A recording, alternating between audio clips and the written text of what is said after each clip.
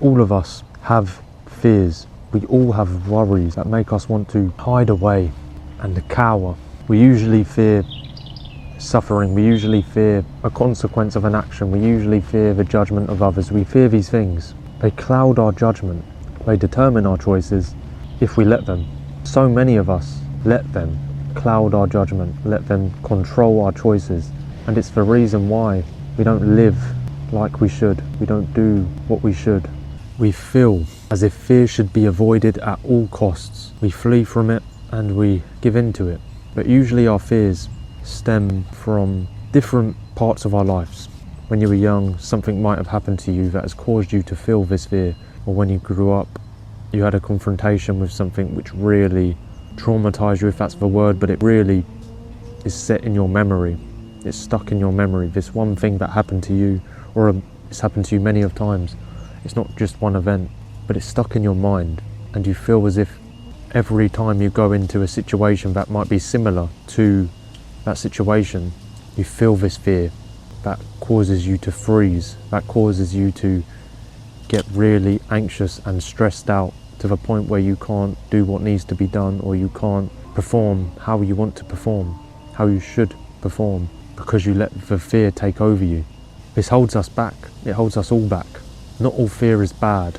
You know, there's a fear of walking off a cliff, fear of getting too close to fire. Those are justified, rational fears. But there's so many irrational fears that we have that cause us to suffer in our mind more than in reality, just because of maybe something we've heard, maybe something that's happened to us. Like I said, they limit us, they limit who we could be. They stop us from taking a step of discomfort. They stop us from doing something hard. They stop us from pursuing our goals, and they stop us from defeating evil. Fear should be embraced. When you feel fear, ask yourself why. Ask yourself, why am I feeling this? Why am I getting pent up about this? What is it that's causing me to do this? And when you come to the conclusion of why you feel that way, if you're fearful of doing something you know you need to do, if you're fearful of stepping out your comfort zone, of the confrontation, if you are fearful of the consequences of whatever action you need to do, that you know you need to do, if you are fearful of what others think of you, if you are fearful of pain, those things need to almost always be embraced. They need to be faced and confronted, because that is where you're going to grow. That is where your character is going to build, and you're going to be able to develop courage. The virtue of courage is built when you face your fears, and it's only built when you face your fears. No one doesn't have a fear. Everyone has fear. They need to be faced. This is how you grow. This is how you change. This is how you become the man that you're called to be. This is how you don't be a coward. A lot of us are cowards. The majority of people are cowards. They follow blindly. They follow what everyone tells them to do. They do what they know they shouldn't, just because other people are doing it, and they're scared of their opinion. They're scared of any form of confrontation because it causes suffering in a way. It causes you to be looked at or judged.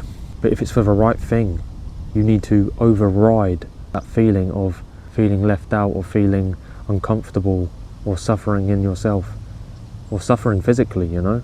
You need to override that with a love for justice, a love for truth, a love for what is right, so much that you don't care what happens to you if you follow what is good and true, and if you do what is right, especially as men. And in the age we're in an age of absolute wickedness, and every age has wickedness, but our age is a real wicked age. So it takes courage to be a good human being. It takes facing your fears to be courageous. And when you face your fears, you become more free. You're not in this prison in your mind where you are fearful of everyone and everything, or whatever you're scared of. You beat it, you become braver, and you say, yeah, I feel scared.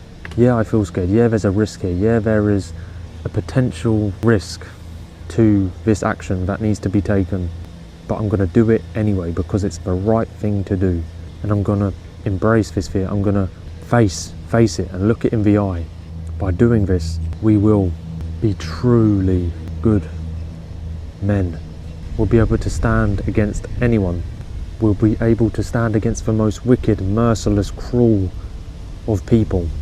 When we learn how to confront our fears, we'll be able to face the hardest and difficult of times. We'll be able to face suffering in any way that comes to us if we just say, if I feel fear, I'm going to face it. I'm going to face what I don't want to face, what I feel inside of me I just want to stay away from and I just want to hide away from. I'm going to face it and I'm going to do what I have to do. I'm going to say what I need to say. I'm going to do what I need to do, and I'm going to commit myself to the truth and to good and to justice, because it's the right thing to do, no matter the consequence.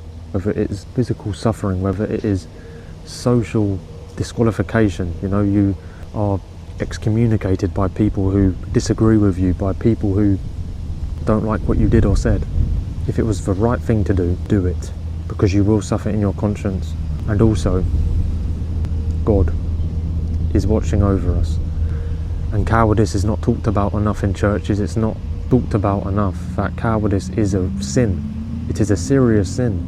In Revelation it says, Christ says, cowards will not inherit the kingdom. There's so much cowardice nowadays. We won't speak the truth because we're scared. We won't do the right thing because we're scared.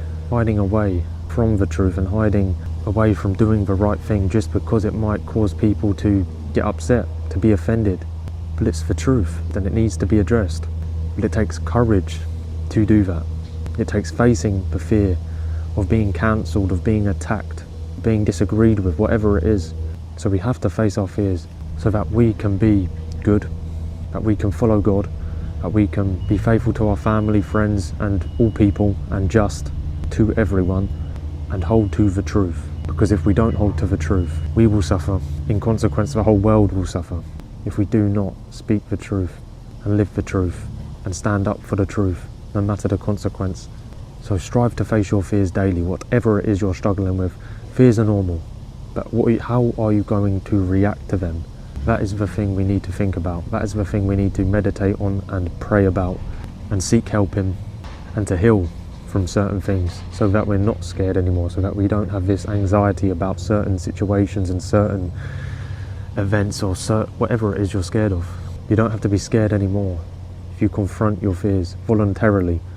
This is where you're going to grow. This is where you're going to become the man you're called to be, a good man. Not weak, not a coward who gives in to his fears, because that's the difference between a brave man and a coward. We all feel fear, but do you hide from the fear? Do you flee from the fear? Or do you face the fear? Face your fears, lads.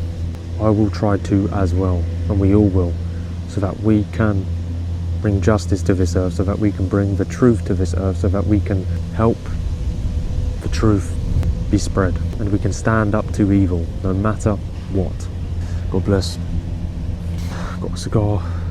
It's gone out, but it's a vibe. It is a vibe. But it's a nice day as well. So glory to God, as I always say.